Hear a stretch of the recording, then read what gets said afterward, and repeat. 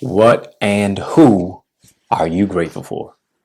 It's yours truly, Dr. Eddie, best-selling author, empowerment speaker. Just want to take a little bit of time to talk to you about an attitude of gratitude. Happy Thanksgiving to you. Hopefully you're enjoying your holiday with your family, your friends, your loved ones, or even you just giving yourself some self-care and just some me time. I really think it's important, especially that we begin to shift our mind, not so much on what we have, but on who we are. It's one thing for us to collect a whole bunch of valuables, but it's really negative and really sad if we only fail to think about how valuable we are. I have, over the last few weeks, gone through a turbulent circumstance, losing my grandmother. And it's been rather a tough road because oftentimes grief does not always look good. It doesn't feel good. And having to go through those aspects of dealing with a myriad of circumstances. My grandmother was 93 years old, and God rest her soul. And just she was just a beautiful woman inside and out, who really was a mother, was a sister, was a caregiver, who was a community cultivator, who cared for me being one of her grandchildren. And oftentimes, when we lose someone who is significant to us, a lot of times we can just shift our focus to not being grateful for anything. We just settle in the whole aspect of grief. And I think we have to take some time to actually sit through what it is that we're going through. And when we sit through it, when we feel it, when we allow ourselves to heal from it, I believe you can't address what you won't confess. You can't heal from what you won't deal with. You can't fight what you refuse to face. You really can't overcome what you failed to address. And, I've had to take the time to sit with it, to reflect on it. And then also at the end of the rope or the journey, so to speak, and I don't even know if necessarily that ends. I think sometimes there's some things you never get over. You just have to manage with God's grace.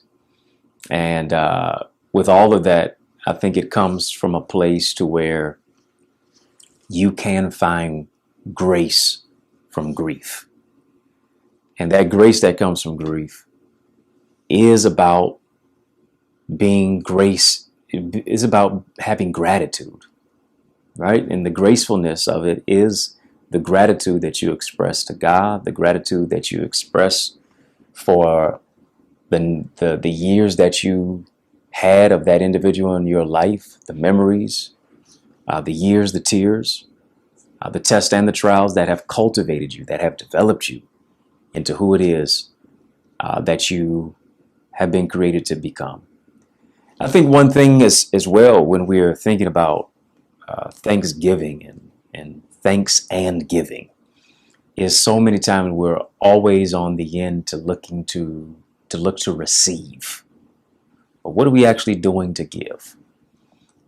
The other day, in the midst of my grief journey, I decided to say, let me put some giving in the thanks, and took a little bit of time to give back to the community, coats and food and toiletries and grocery items for those who, in many cases, who we would deem to be least, the lost, the left out, the last, the overlooked, the underserved, the underrepresented.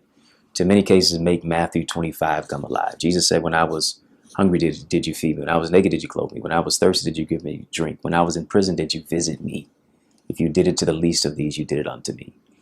And so many times we focus most on what it is that we're going through. We focus on most of what it is that we have lost. We focus most on what it is that we don't have. And I believe that if you keep focusing on what you don't have, you won't have. You got to take the time to count your blessings. Heard somebody say, if you can't count any more blessings, start counting the breaths you take. Every breath is a blessing. Overcoming the myriad, the circumstances of stressing and all of these other specific aspects, and the gratitude that you ought to have. You should wake up in the morning thinking about 5 things you're grateful for. You should go to bed at night thinking about 5 things that you're grateful for. You should take the time to journal. You should take the time to recite. You should take the time to reflect. You should take the time to place yourself around people who aren't complaining, who aren't crying, but who are rejoicing, who are happy, who will mourn with you if you are mourning, who will rejoice with you if you are rejoicing, who believe from the whole aspect that a win for you is a win for me too. I don't have to hate. I can celebrate you.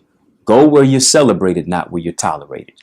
I hope you're at a place of peace today. I hope you're at a table that is spread with love, with not just turkey and dressing and the mac and the cheese and the yams, because you know the mac and cheese and the yams got to hit together at the same time. Not with just potato salad, not with just turkey, not with just stuffing, not with just salmon if y'all ain't doing no turkey, whatever the case may be. Right? I'm not doing turkey. It's too dry. I don't. It's not my thing. But whatever it is that you're doing and what it is that you're ingratiated in, I hope around your table as well is not just peach cobbler, but peace. It's not just cranberry sauce, but contentment. It's not just macaroni and cheese, but also a made up mindset to overcome circumstances of what it is that you experience in your life. I hope that you give yourself some time of reflection. Hope you give yourself some time to reflect on who it is that you are and what it is that is your value and the people that in many cases you may have lost. I know the holidays can be hard, but there is hope for us even during the holiday season. As I was talking about my grandmother who has passed on, who has transitioned from this life to heaven, 93 years, and to watch my mother lose her mother is a different type of experience. And one thing that I remember she always said, my mom said at the passing of my grandmother, she said, I just wish I had her around for the holidays. You know? And not only does she wish she had her around for the holidays, I wish she was around too for the holidays. But even as we take it a step by step, as we in many cases oftentimes understand the enormity of the stress, of the pressure, of the anxiety, of the heaviness of the holidays, I want you to lighten your load. Yeah, I want you to do that for yourself. In the midst of all the commercialization, the Black Friday stuff, the Christmas shopping, the segueing into a new year, being with family, friends, people want to see you, the text messages that say happy holidays, whatever the case may be, because you're in the group chat. I want you to lighten your load with all the heaviness that comes with the holidays. I want you to lighten your load by adopting an attitude of gratitude. Yeah, it's not what we say about our blessings that makes the difference. It's what we do with them. Beyond our words, how do our works align? Lighten your load this holiday season. With all the pressure, all the stress of what people want to get from you, you need people who are in your life who want to add to you. You know what grief has taught me? You know what the loss of a grandmother has taught me? It's taught me that even in your grieving process, people will always try to get more from you. And you don't need people in your life who want to get more from you. You need people in your life who want more for you. Yeah. Because when you want more for me, you're not trying to make so many withdrawals that you don't make deposits. Because you understand, just like a bank account, if you make more withdrawals than deposits, you'll be in the red. You'll have an overdraft. You'll soon be bankrupt. And oftentimes, many of us are bankrupt emotionally, bankrupt spiritually, bankrupt psychologically, simply because we're leading while bleeding. We're hurting and hemorrhaging while helping other people. Lighten your load by adopting an attitude of gratitude. And that is speaking life over your life. That is counting your blessings. That is remedying the past. That is addressing your traumas. That is focusing on not what is going bad that is in your life, but focusing on the good and trying to get better each and every single day. One of the greatest achievements that you can experience each and every single day is when you lay your head on your pillow each and every single night and you can say to yourself, I'm better today than I was yesterday. I've grown, I've developed, I've healed, I've cried, I've sat in the suffering and the silence and the sadness, but I'm not going to give up on myself. There's a yes, because I will be a success. Take the time to lighten your load. Take the time to love on yourself. Take the time to speak life over your life.